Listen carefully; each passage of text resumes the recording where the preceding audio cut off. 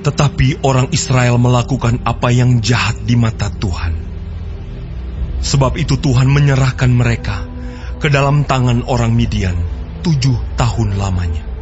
Dan selama itu, orang Midian berkuasa atas orang Israel. Karena takutnya kepada orang Midian itu, maka orang Israel membuat tempat-tempat perlindungan di pegunungan, yakni gua-gua dan kubu-kubu. Setiap kali orang Israel selesai menabur, datanglah orang Midian, orang Amalek, dan orang-orang dari sebelah timur, lalu maju mendatangi mereka. Berkemahlah orang-orang itu di daerah mereka, dan memusnahkan hasil tanah itu sampai ke dekat Gaza, dan tidak meninggalkan bahan makanan apapun di Israel, juga domba atau lembu atau keledai pun tidak. Sebab orang-orang itu datang maju dengan ternaknya dan kemahnya, dan datangnya itu berbanyak-banyak seperti belalang. Orang-orangnya dan unta-untanya tidak terhitung banyaknya, sekaliannya datang ke negeri itu untuk memusnahkannya. Sehingga orang Israel menjadi sangat melarat oleh perbuatan orang Midian itu. Lalu berserulah orang Israel kepada Tuhan. Ketika orang Israel berseru kepada Tuhan karena orang Midian itu, maka Tuhan mengutus seorang nabi kepada orang Israel yang berkata kepada mereka, "Beginilah firman Tuhan, Allah Israel.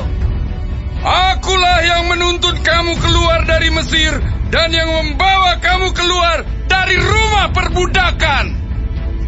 Aku melepaskan kamu dari tangan orang Mesir dan dari tangan semua orang yang menindas kamu. Bahkan aku menghalau mereka dari depanmu, dan negeri mereka kuberikan kepadamu. Dan aku telah berfirman kepadamu, Akulah Tuhan Allahmu. Maka janganlah kamu menyembah Allah orang Amori, yang negerinya kamu diami ini. Tetapi kamu tidak mendengarkan firmanku itu." Kemudian datanglah malaikat Tuhan dan duduk di bawah pohon tarbantin di Ofrah, kepunyaan Yoas, orang Abiezer itu. Sedang Gideon anaknya mengirik gandum dalam tempat pemerasan anggur, agar tersembunyi bagi orang Midian.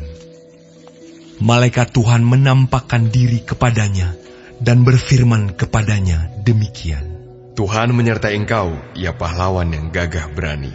Jawab Gideon kepadanya, Tuanku, jika Tuhan menyertai kami, mengapa semuanya ini menimpa kami?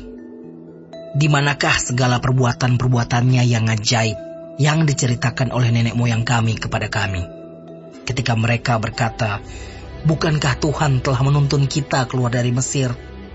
Tetapi sekarang Tuhan membuang kami dan menyerahkan kami ke dalam cengkraman orang Midian." Lalu berpalinglah Tuhan kepadanya dan berfirman, "Pergilah dengan kekuatanmu ini, dan selamatkanlah orang Israel dari cengkraman orang Midian. Bukankah aku mengutus engkau?" Tetapi jawabnya kepadanya, Tuanku, dengan apakah akan kuselamatkan orang Israel? Ketahuilah, kaumku adalah yang paling kecil di antara suku Manasye, dan aku pun seorang yang paling muda di antara kaum keluargaku. Berfirmanlah Tuhan kepadanya, "Tetapi akulah yang menyertai engkau. Sebab itu, engkau akan memukul kalah orang Midian itu sampai habis." Maka jawabnya kepadanya, "Jika sekiranya aku mendapat kasih karunia di matamu, maka berikanlah kepadaku tanda bahwa engkau sendirilah yang berfirman kepadaku. Janganlah kiranya pergi dari sini sampai aku datang kepadamu membawa persembahanku dan meletakkannya di hadapanmu." Firman-Nya, "Aku akan tinggal sampai engkau kembali." Masuklah Gideon ke dalam, lalu mengolah seekor anak kambing dan roti yang tidak beragi dari seefa tepung. Ditaruhnya daging itu ke dalam bakul dan kuahnya ke dalam periuk. Dibawanya itu kepadanya ke bawah pohon tarbantin, lalu disuguhkannya. Berfirmanlah malaikat Allah kepadanya, "Ambillah daging dan roti yang tidak beragi itu, letakkanlah ke atas batu ini, dan curahkan kuahnya. Maka diperbuatnya demikian. Dan malaikat Tuhan mengulurkan tongkat yang ada di tangannya. Dengan ujungnya, disinggungnya daging dan roti itu. Maka timbullah api dari batu itu, dan memakan habis daging dan roti itu. Kemudian hilanglah malaikat Tuhan dari pandangannya. Maka tahulah Gideon bahwa itulah malaikat Tuhan. Lalu katanya, Celakalah aku, Tuhanku Allah, sebab memang telah kulihat malaikat Tuhan dengan berhadapan muka. tetapi berfirmanlah Tuhan kepadanya, Selamatlah engkau, jangan takut, engkau tidak akan mati. Lalu Gideon mendirikan mezbah di sana bagi Tuhan dan menamainya Tuhan itu keselamatan.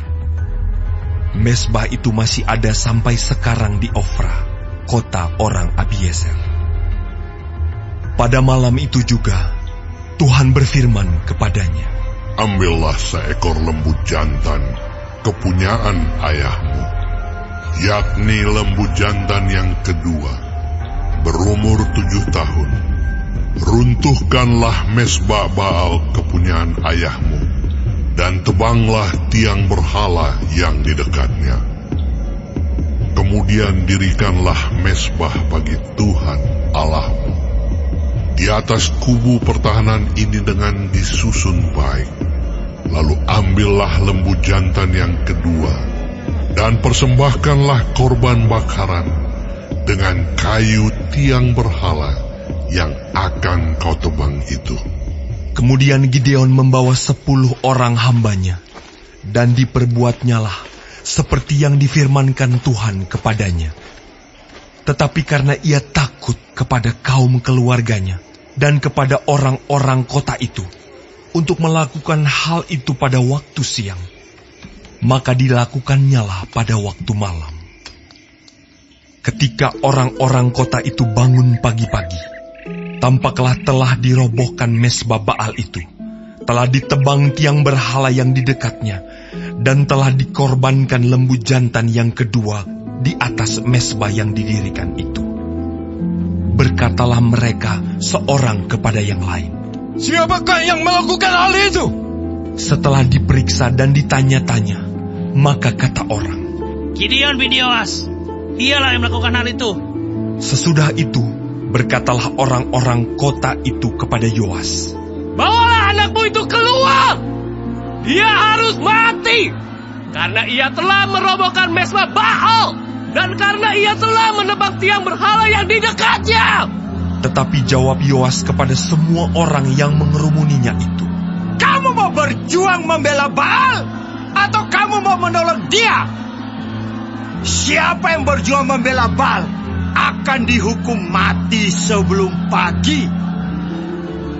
Jika Baal itu Allah, biarlah ia berjuang membela dirinya sendiri setelah mezbahnya dirobohkan orang. Dan pada hari itu, diberikan oranglah nama Yerubbaal kepada Gideon, karena kata orang, Biarlah Baal berjuang dengan dia setelah dirobohkannya mezbahnya itu. seluruh orang Midian dan orang Amalek dan orang-orang dari sebelah timur telah berkumpul bersama-sama. Mereka telah menyeberang dan berkemah di lembah Yisrael. Pada waktu itu, Roh Tuhan menguasai Gideon. Ditiupnyalah sangkakala dan orang-orang Abiezer dikerahkan untuk mengikuti dia. Juga dikirimnya pesan kepada seluruh suku Manasye, dan orang-orang ini pun dikerahkan untuk mengikuti dia. Dikirimnya pula pesan kepada suku Asher, Sebulon, dan Naftali, dan orang-orang ini pun maju untuk menggabungkan diri dengan mereka. Kemudian berkatalah Gideon kepada Allah, Jika engkau mau menyelamatkan orang Israel dengan perantaraanku, seperti yang kau firmankan itu, maka aku membentangkan guntingan bulu domba di tempat pengirikan. Apabila hanya di atas guntingan bulu itu ada embun, tetapi seluruh tanah di situ tinggal kering, maka tahulah aku bahwa engkau mau menyelamatkan orang Israel dengan perantaraanku. seperti yang kau firmankan. Dan demikianlah terjadi, sebab keesokan harinya, pagi-pagi ia bangun. Dipulasnya guntingan bulu itu, dan diperasnya air embun dari guntingan bulu itu, secawan penuh air. Lalu berkatalah Gideon kepada Allah, Janganlah kiranya murka-Mu bangkit terhadap aku, apabila aku berkata lagi, sekali ini saja. Biarkanlah aku satu kali lagi saja mengambil percobaan dengan guntingan bulu itu. Sekiranya yang kering hanya guntingan bulu itu, dan di atas seluruh tanah itu ada embun. Dan demikianlah diperbuat Allah pada malam itu, sebab hanya guntingan bulu itu yang kering, dan di atas seluruh tanah itu ada embun.